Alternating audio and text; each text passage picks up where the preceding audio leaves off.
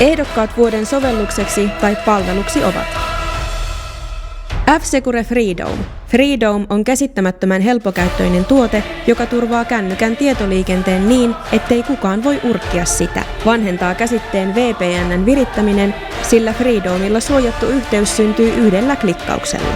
HSL:n Kutsu Plus. Kutsu Plus paikkaa aukon jäykkien bussilinjojen ja kalliiden taksien väliltä. Netissä tai tekstarilla on helppo tilata joustava kyyti, joka vie kerralla kätevästi pienen joukonkin. Radiot.fi. Radiomedian ja Ylen tuottama palvelu kokoaa lähes kaikki suomalaiset radiokanavat hienosti yhteen paikkaan.